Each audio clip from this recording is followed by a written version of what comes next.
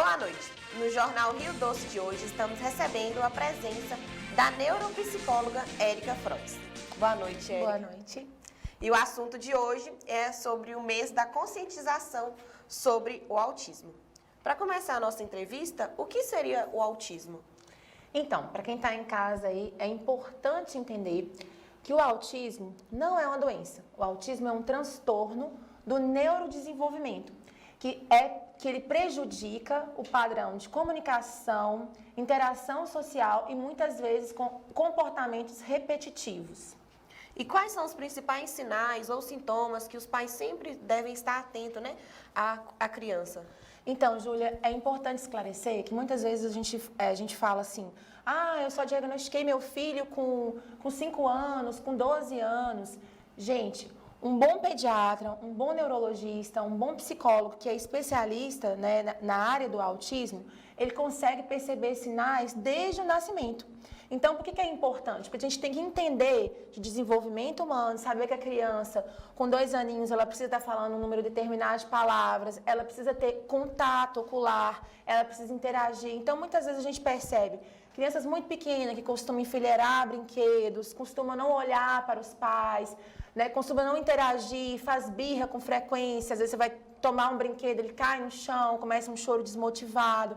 Então, há sinais claros e muitas vezes não percebidos. Por quê? Porque muitas vezes o profissional que lida com aquela criança, ou mesmo os pais, tem dificuldade de ter informação correta. E quais são os principais desafios que as pessoas autistas enfrentam no seu dia a dia? Então, Júlia, quando a gente fala de planos de saúde, muitas vezes a gente vê que as crianças, elas necessitam de determinadas terapias. E aqui mesmo em Valadares, a gente tem uma dificuldade muito grande, né, de profissionais capacitados. As próprias operadoras de saúde, elas estão em escassez de profissionais que cuidam de crianças com transtorno do espectro autista. E se a gente for pensar do outro lado, que é o lado público, ainda é mais difícil, né? Hoje em Valadares, a gente tem o CAPSI, né, que faz atendimento gratuito. A gente tem o CRAED, que tem várias políticas públicas de acessibilidade, terapias. Hoje eu até fiquei sabendo de um familiar a importância do CRAED na cidade, porque eles têm até para altas habilidades.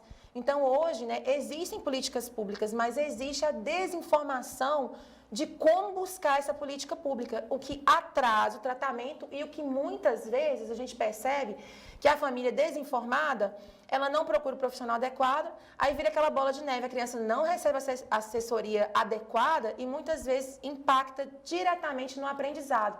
Quando chega na escola, que aquela criança não consegue se comunicar, não consegue manter um padrão de comportamento, começa a perder nota, começa a não ter contato social com outras crianças, é que muitas vezes o pai vai atrás de um diagnóstico. Ô, Érica, e como que é feito o diagnóstico do autismo?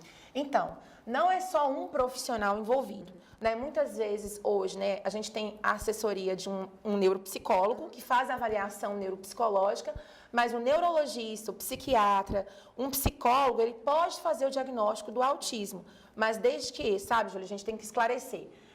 O diagnóstico ele é multidisciplinar. Então, muitas vezes, o psicólogo faz o rastreamento com teste psicológico, consultas clínicas, para que o médico defina aquele diagnóstico com a família. Sim. Agora nós vamos para um breve intervalo e já voltamos com a nossa entrevista. O Jornal Rio Doce volta em instantes.